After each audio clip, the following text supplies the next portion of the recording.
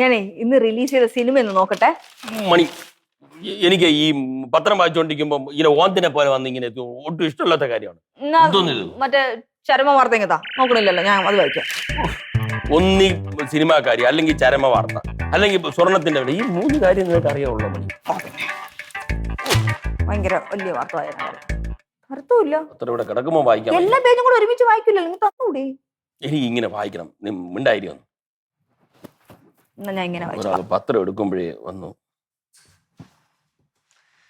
വിനോദസഞ്ചാര കേന്ദ്രങ്ങളുടെ തുടർ വികാസന അച്ഛാ ഈ പുറത്തു പോയി ആൾക്കാരുമായിട്ട് സമ്പർക്കമൊക്കെ ഉണ്ട്, പിന്നെ ഈ പത്രമൊക്കെ വായിക്കുന്നുണ്ടല്ലോ, അപ്പൊ ലോക വിവരം ഉണ്ടാവും ഞാൻ പ്രതീക്ഷിക്കുന്നു.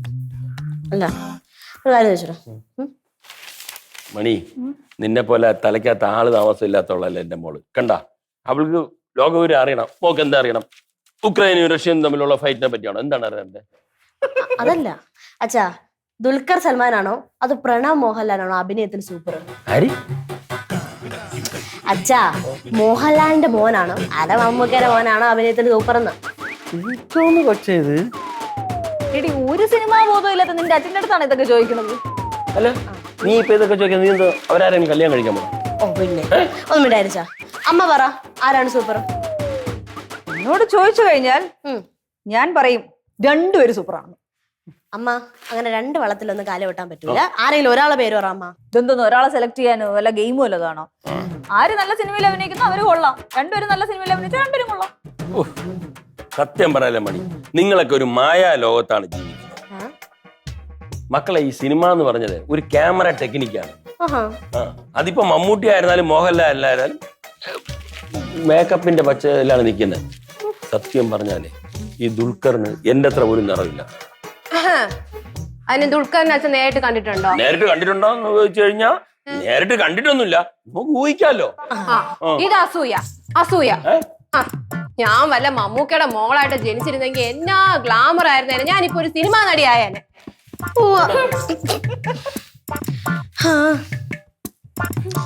ലാലേട്ടന്റെ അമ്മയെ കിട്ടിയിരുന്നെങ്കിലേ എനിക്ക് പ്രണവ് മോഹൻലാലിന്റെ അനിയത്തിയായിട്ട് ജനിക്കായിരുന്നു. നിങ്ങൾ എന്താണ് പറയണതിനെ പറ്റി വല്ല ധാരണയുണ്ടോ? ഫീൽ ചെയ്യും കേട്ടാ.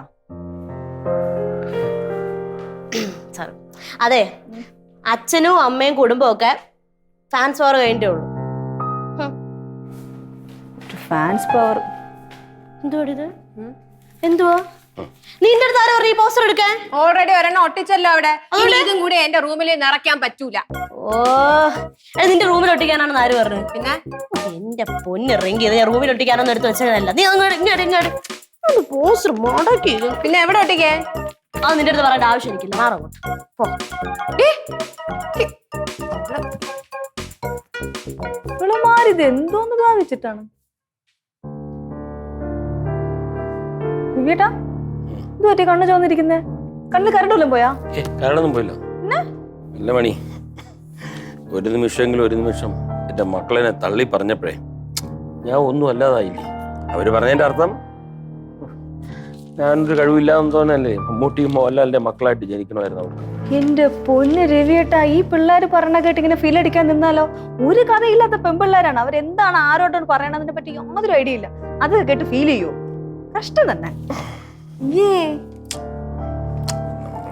തമാശയായിട്ട് എടുക്കണ്ടേ? നീ പത്രം നോക്കോ, സ്വർണ്ണവിലേക്ക് നോക്കൂ. ഇന്നത്തേക്ക് ഇത് മതിയല്ലോ അല്ലേ?